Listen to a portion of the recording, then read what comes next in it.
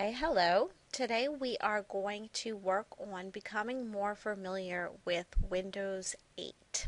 Everyone is switching over to this new Windows from their older version. So we're going to take a look at some of the major differences that you will have to get used to with Windows 8. And one of the biggest ones that you'll run into is the inclusion of the start screen. So we're looking at the start screen right now. You'll see it consists of tiles of Microsoft apps. Those are going to include things like your weather app, there's a maps app, a calendar app, even a travel app. So these are all included on your start screen. They come preloaded on there. You're also going to see program tiles included on the start screen that represent programs that have been added to your computer. So these are things like our Microsoft Office Publisher, Microsoft Office Word, those type of programs you're going to see on this start screen as well. Now the whole purpose of this start screen is to allow you to personalize Windows 8. You want to be able to use Windows 8 and make it work for you. So everyone's is going to eventually look very different. But let's start investigating it by learning how to navigate the start screen. So just like on anything with computers, there's usually multiple ways to do things. I'm going to show you a few of them. You can use whichever way makes you more comfortable. You may even eventually find your own way. But the first way to navigate through this start screen is to come down to the bottom of the screen and a scroll bar will pop up. So just like on any scroll bar, you can grab hold of it using your mouse just with a left click and then slide it back and forth to go through all of the apps and tiles that are available on this start screen. Another way to see everything all at one time on this start screen is to minimize the start screen. You can do this by once again coming back down to the bottom of your screen and going all the way to the right. There should be a little dash sign right at the end of your scroll bar. If you go ahead and click on that, everything's going to shrink down so that you can see all of the tiles on your start screen all at one time. If you are ready to get out of this minimized view and go back to the maximized start screen, just go ahead and click anywhere in an empty spot and the screen will maximize really quickly for you.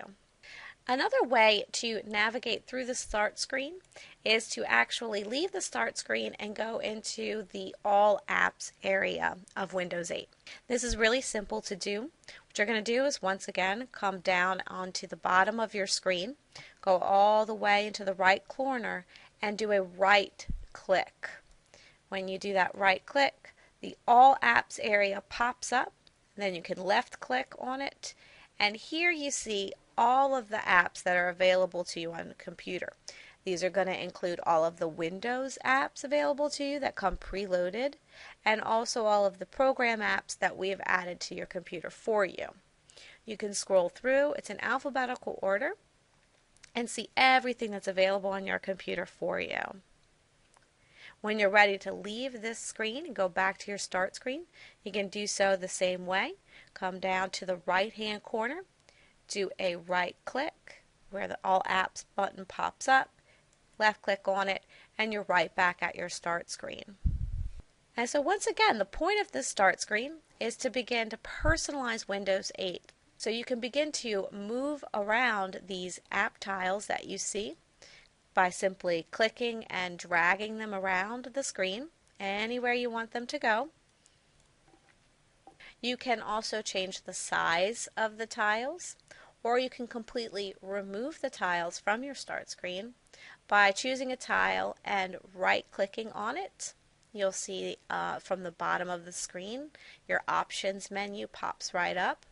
Here you have the options to unpin it from your start screen. Now this won't remove it from your machine. You would still be able to find this travel app in your All Apps area, but it would simply remove it from your start screen. If you wanted to completely remove that app from your machine, you could choose the uninstall, but remember this will completely remove it.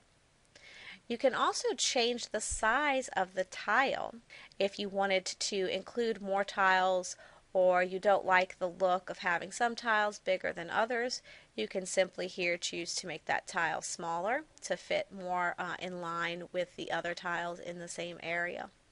And then you can also turn the live tile off. This means once you set it up, you won't get a continual feed. For example, when you set your weather app up, it's going to consistently update itself every few minutes so that you're constantly getting your local weather. If you do not want it to do this for some reason, this would be where you could turn that off on the turn live tile off. You'll still see your tile, but you won't be getting continually updated information displayed on that tile. Another great thing is as you're beginning to personalize your start screen, you can actually add apps to the start screen. Now, some ways to do this would be to go back to that All Apps page. So once again, we're going to come down to the bottom right of the screen, do a right click, choose our All Apps area. If you see any of the apps on this page that are not included on your start screen, but you would like them to be, you can simply choose them from this All Apps area and right click and choose to pin it to your start screen. So I'm going to take this Windows Apps Store app and I'm going to right click on it, and you see my menu pops up from the bottom again, and I can choose to pin to start. So now when I leave my All Apps area, coming down into the right bottom corner, doing a right click, choosing All Apps brings me back to my start menu. I can now see that the Windows App Store has been included on my start screen. And I can move this over as far as I want it to be and place it wherever I feel it'll be the most useful to me. Another way to add apps onto your start screen is to go ahead and use that Windows App Store. So we can go ahead and click on it. It's going to open up for us. And now we're going to have access to hundreds of apps that we can add to our computer and put on our start screen. Now you will notice that just like in tablet app stores, some of these are going to be free, some of them are going to be paid. And you can simply scroll through and find the ones that you think would be useful for you. Now you notice that I've opened up an app from my start screen, and it's a big wide full screen view that we get when we open up those apps. But the thing that's missing that we're used to seeing are our little navigation buttons up in the right hand corner. We're used to being able to exit out of a piece of software by clicking on the X, or minimize a piece of software by clicking on the dash.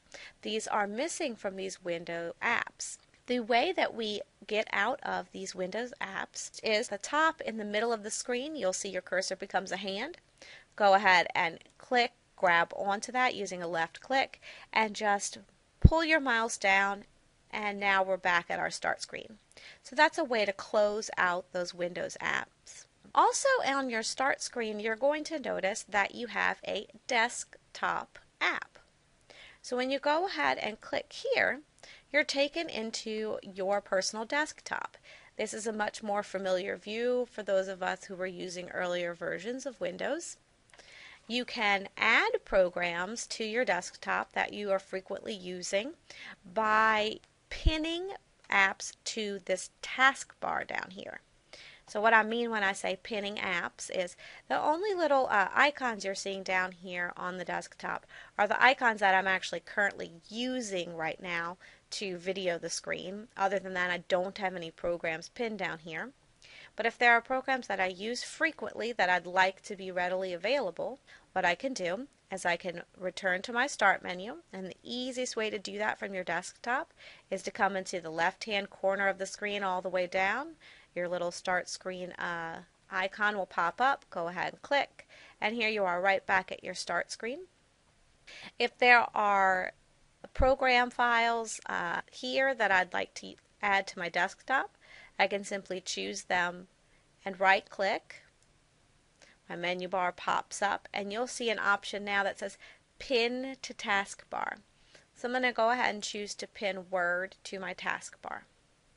Now I'm going to go back to my desktop. I can either do this by choosing the desktop app again, or once again coming down into the left hand corner, you see my desktop icon pops up and I click there. So that's a quick way to navigate between the desktop and the start screen. And here is Microsoft Word pinned to my taskbar. I can go ahead and open that up. And it looks just like it always has in other versions of Windows.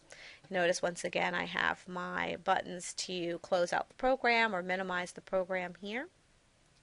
So I'm going to go ahead and minimize that. And I want to show you how you can have multiple programs running just like you used to. You can come back down to your start menu, so come back down to the corner, start icon pops up, go ahead and click on it. I'm back in my start screen now. So now I'm going to pick Publisher, right click on it, pin to my taskbar. Go back to my desktop, and now I have Publisher. I can go ahead and open that up. So now you see I'm running both Publisher, once I minimize it, and Word. So I can switch between the two as I'm working. One program file app that I recommend everyone add to their taskbar is from your Start menu. If you scroll all the way to the end, you'll see the Windows Explorer tile. This is a very important tile. It's where you will find all of your personal documents and files. So I recommend to everyone that you go ahead, right click, and pin that to your taskbar. Let's go back to our desktop. I'll show you how that works. Now when you click on it, this is what you're used to seeing. Let's, for example, if you're going into the My Computer area from your desktop on older Windows versions. You can simply choose your documents, and now you have access to all of your files that are saved on your computer. Let's go back to our Start menu. So as different as the Start menu looks, you can begin to see that as you personalize it, you can make it more and more convenient, and you can easily switch between your start screen and your desktop. And you can also find all of the programs and apps that are loaded onto your machine through that All Apps area. So I hope this quick tutorial has helped you understand how to navigate through the Windows 8 interface. And please let me know if you have any questions. I will continue to put up tips for dealing with Windows 8, sending out an email whenever there's a new video available. Thank you.